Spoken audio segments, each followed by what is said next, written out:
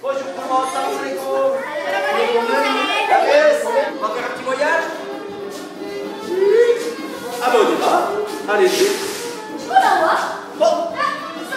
Je suis donc Mélanie Vignolo et je suis comédienne au Pays Basque. Je fais partie donc de l'association Surfeurs Solidaires et j'ai créé ce projet Un thé au Sahara avec Iban. Moi-même je suis donc guide-interprète touristique dans le civil, président de l'association Surfeurs Solidaires.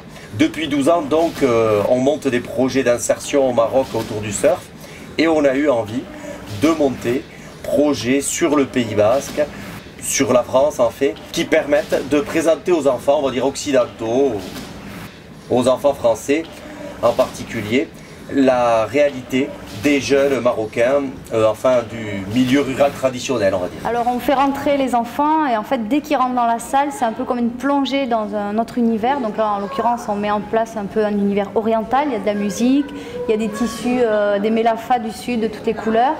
Il y a une carte, donc on commence à montrer un peu la dimension géographique avec le parcours. Donc on part de Bayonne en voiture, avec le trajet jusqu'en Afrique. On leur montre l'Afrique, qu'est-ce que le Maghreb.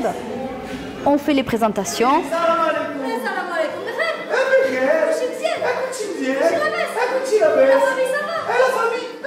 Et donc on fait une petite présentation en arabe et c'est comme ça qu'on va couler vers la langue du Maroc, en l'occurrence l'arabe et le berbère. Le tifina. Alors c'est vrai qu'on a voulu faire quelque chose qui ne soit pas un spectacle, c'est pas une conférence, c'est pas une intervention purement pédagogique non plus.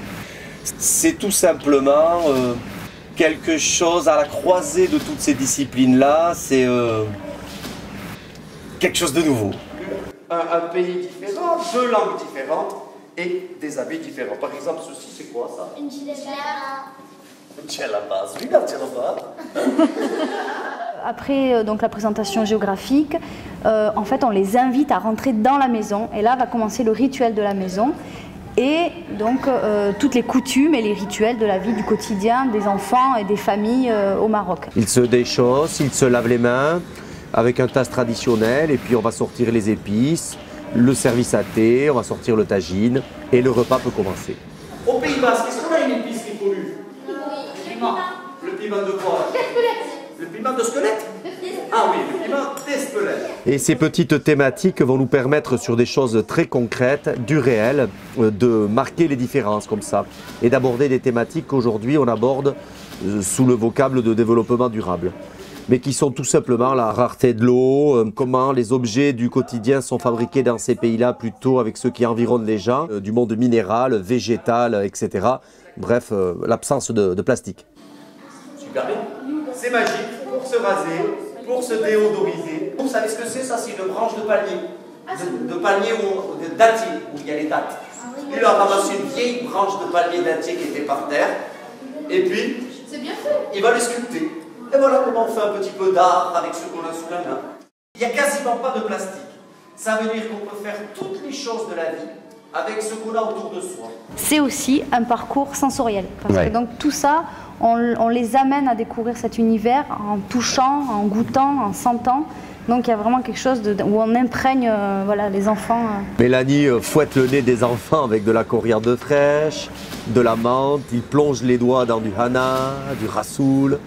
Enfin, ils ont vraiment le droit de toucher tout ce qu'ils veulent. Ça crée de temps en temps, certes, des petits moments d'effusion autour des produits. Ça crie, ça s'émeut, mais ça s'exprime et ça c'est le principal. C'est quelque chose finalement d'extrêmement interactif. C'est comme, voilà, c'est comme si les personnages du musée s'animaient. Dans un musée Grévin, tu sais, avec les costumes. Et là les odeurs apparaissent, on peut toucher. Quand même, ils goûtent de l'huile, ils mangent avec du pain. C'est un musée en 3 dimensions. Alors aujourd'hui, le mot interactif est très à la mode, je sais. Mais on ne fait pas de l'interactif pour faire de l'interactif. C'était tout simplement que ça nous a semblé la façon la plus juste d'appréhender, au-delà d'un cours très professoral, théorique, d'appréhender des différentes réalités et puis les amener à se questionner sur le monde dans lequel on vit nous aujourd'hui. Vous voyez comme quoi on peut ne pas aller au supermarché et manger très bien, se laver très bien, être propre de partout. Et même être belle. C'est peut-être tout simplement une intervention qui est faite aussi pour sortir des clichés. Aujourd'hui, on parle souvent du monde arabe sous l'angle de l'islamisme, en tout cas toujours sous des angles réducteurs et extrêmement clichés. Et aujourd'hui, par ce biais-là, on a envie, on veut parler plus de la richesse et de la diversité des cultures qui nous environnent plutôt que des différences. Dans les familles de la montagne, dans les familles où on fait, ouais, ça commence à 6 ans. Vous vous imaginez à votre âge partir toute la journée avec les boutons? C'est destiné à tout public de 4 à, on va dire, 12 ans et en 3 langues.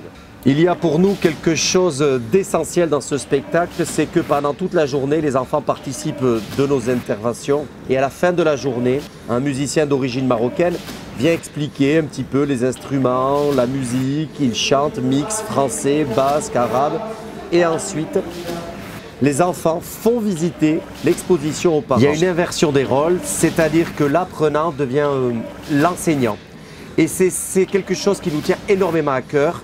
C'est de sortir l'enfant du rôle, d'être assis derrière sa chaise. Et là, c'est lui qui va montrer à ses parents ce qu'il a appris. Ce qu'il a ressenti voilà. Par ses mots. C'est l'inversion des rôles.